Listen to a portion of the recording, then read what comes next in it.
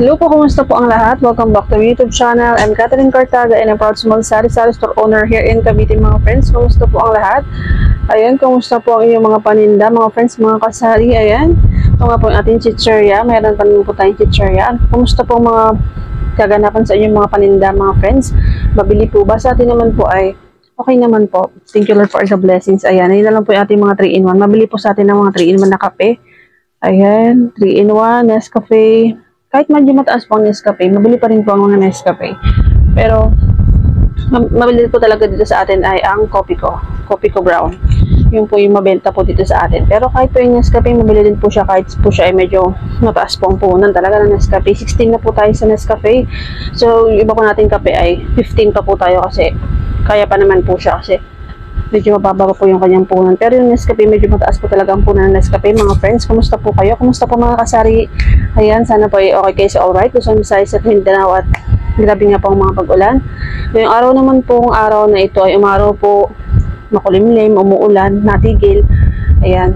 Pero medyo maulan pa nga po. Sabi nga po sa weather update, hanggang bukas pa nga po ay maulan. Sana po ay medyo umaraw na dahil marami na po tayong labahin. Ayan, kamusta po ang lahat? Ayan, ngayon lang po tayo may video ulit. Dapat na po tayong upload. Ngayon mga friends, kumusta po kayo? Kumusta po mga bentahan sa inyong lugar? Ayan. Meron pa naman po tayong stock. Ayan. Thank you Lord for the blessings. Ngayon po mga friends, mag-usapan po natin. Meron po akong gusto i-share sa inyong mga friends. Tungkol nga po sa dapat ba tayong magpautang? Ayan. Ayan. Meron po kasing nagtanong sa atin. Ay, may nagsabi po kasi sa akin na dapat daw po para mabilis daw po maubos yung aking mga paninda ay magpautang daw po ako para dumami ang aking mga customer. Meron po nagsabi sa akin yan mga friends. Ayan, kamusta po kayo? Ano pong masasabi niyo sa mga ganong klaseng tanong na dapat yung magpautang para marami pong bumili? Ayan, dapat po ba talaga magpautang tayo mga friends? So, base po sa akin mga friends, pwede naman po magpautang sa mga kakilala po natin, sa mga kapitbahay natin, sa mga kakilala po natin, mga friends. Ayan, pwede naman po tayo magpautang pero dapat mag-aware po tayo sa mga pautangin natin. Dapat po yung mga kapitbahay natin, or kapitbahay lang natin, mga kakilala po natin. Tsaka dapat po is alam po natin na marunong po sila magbayad. At dapat po mag-set po tayo ng limit kung magkano po ang kanilang or magkano po ang ating papautang sa kanila. Kunwari po hanggang 100, hanggang 100 lang po.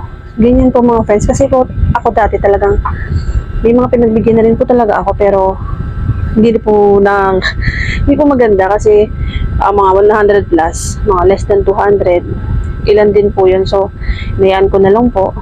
Hindi na po sila nagpakita, hindi na bumili. Kaya nadala na po talaga. Kaya hanggang maaari hindi po ako nagpapautang dahil bait lang naman po yung ating tindahan at gusto ko nga po yung benta ko nga po ay napapaikot ko po yung ating benta or napaparolling ko po yung ating nabibenta sa araw-araw. Gaya nga po nang sinabi ko na tayo po ay nagbenta natin sa umaga o kaya po sa gabi po natin siya pamimili or kinabukasan para napapamili ko po yung aking benta. Napapaikot po natin yung ating puhunan, mga friends, yung benta po natin para maipamili po natin ng bagong paninda. Minsan po kasi panangutang mga friends, minsan nakakadala rin po. Nangutang po sa akin ng gin. Malaki po ang puhunan ng gin or ang alak. Tapos, maliit yung tutubuin po natin ay magkano lang naman sa gin. Kaya naman po, hindi na po talaga ako nagpapautang mga friends. Yan. Hindi naman po kagawin sa utang, basta sa mga kakilala na lang po siguro talaga din sa mga kamag-anak hanggat maaari. Hanggat magsisend po tayo ng limit. Pero ako nga po kasi talaga dito sa akin, alam po nila na hindi po ako nagpapautang kasi pinapaikot ko lang po talaga yung ating puhunan. Nagbibigay po ako pero binabalik din po nila agad mamaya or kinabukasan. Ayun, kaya ilang araw. Yung sa mga kapitbahay ko lang po talaga ako nagbibigay or nagpapautang. Meron po kasi namimilit pero talagang lalo na po yung mga nagtatrabaho po dito. Meron po kasi dito mga naggagawa ng mga kapagawa ng mga bahay, nagpapagawa po na kanilang unit na nagsasabi po na mangutang po sila. Pabayaran po nila sa Sabado, sa Wednesday, ganyan. Pero ako, hindi ko po pinagbibigyan kasi nakadala po kasi yung mga salitang mamaya or sa Sabado, sa ganito, sa ganyan, hanggang sa kasi nga po, hindi po sila taga dito, hindi po natin sila masyado kakilala.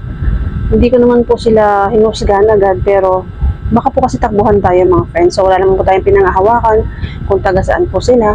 So, talong-talo po tayo mga friends. Para po sa akin mga friends, kasi meron naman po talaga mga sari-sari store na talaga nagpapautang po talaga sila. Pero ako nga po, gaya nga po sinabi ko nga po sa sarili ko na hindi po ako magpapautang. Kasi nga po, ating pong puhunan, napakalaki po na ating puhunan mga friends, mga kasari. Ang laki po na ating puhunan, tapos ang liit lang po na ating tinutubo. Pero nasa inyo pa rin po yan mga friends, kung gusto niyo pong magpautang. Kasi, kung marami po talaga kayong puhunan, ay okay po yan mga friends, kung gusto niyo pong magpautang. Pero, gaya nga po na sinasabi ko palagi na, gusto ko po yung benta ko po is napapaikot ko at ibibili ko rin po ulit ng paninda.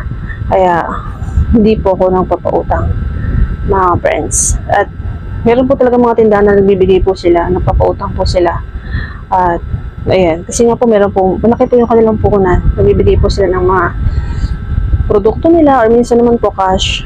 Ayan. At napapaikot po nila yung kanilang puhunan. Maganda rin naman po na pautang kayo kasi kahit po paano po yung pera nyo po is mababalik naman po yun. Yung iba po ay may interest at binabalik po yun ng may tubo.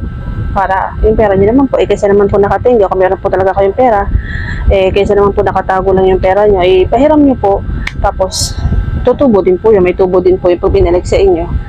Ayan, diba? Kung mayroon po kayong extra na pera. Pero para sa akin po kasi, yan, sakto lang po yung ating pinuhunan po dito. Kaya naman, pinapaikot na lang po natin yung ating benta po sa araw-araw.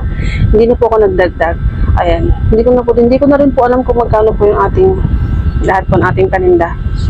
Nag-start nga po tayo way back year 2020, year 2020. Bago mag-pandemic po yun eh. Naka 1 year na po ako bago mag-pandemic. Kaya, year 2020 po tayo nag-start sa halaga nga pong 5,000. Dati mga friends, ang 5,000 medyo malaki-laki na po yan. Marami-rami na po tayo mabibili niyan. Nag-start nga po tayo mga friends sa mga fast moving, yung mga paninda, mga biscuit, mga kape, asukal. At hanggang sa napaikot po natin yung ating puhunan, napalago po natin. Doon po ako nag-focus mga friends sa mga fast moving po talaga dapat tayo magpo-focus mga friends. Sa mga baguhan nga po sa pagtitindahan, doon po talaga tayo magpo-focus sa mga paninda po na mabili po. Yun talagang hinahanap po ng mga customer. So, yun lang po yung gusto ko pong i-share sa inyo mga friends. Diba? So, kayo po, kung meron talaga kayong extra na mga puhunan, or kung marami po kayong pangpuhunan, marami kayong mga paninda na okay lang naman po sa inyo magpautang, ay okay din naman po yung mga friends. Yan, wala naman po problema kung mangungutang ang ating mga kapitbahay. Basta make sure mga friends, sa mga papautangin po talaga natin ay ating mga kakilala po natin at yung mga alam po natin kung taga saan sila. Para kahit pa paano po ay hindi po tayo malugi kapag sinigil po natin sila. Baka mamaya naman po ay magpautang po tayo ng kung sino-sino lang at hindi po natin masyado kakilala. Siyempre po ay hirap naman po yun na magpautang tayo hindi po natin kakilala kasi baka mamaya ay bigla po silang umalis, hindi na po natin sila masisingil. Kasi nga po, marami po kasi bumibili ito sa akin na isang beses, dalawang beses ko lang po nakikita, and then pag pangatlong beses, ayan mga friends, andyan po yung mga tao na hindi ko lang po nilalahat mga friends, pero karamihan po talaga na pagbago po sa tindahan na bumibili, isang beses, pangalawang beses, pangatlong beses mga friends, ayan, manghihiram na po sila, mangungutang po sila. Marami pong ganyan mga friends, kaya medyo nagiging aware po talaga ako dyan at alert po ako sa mga ganyan. Sinasabi ko po na pasensya na kasi nga po hindi po ako nagpapautang.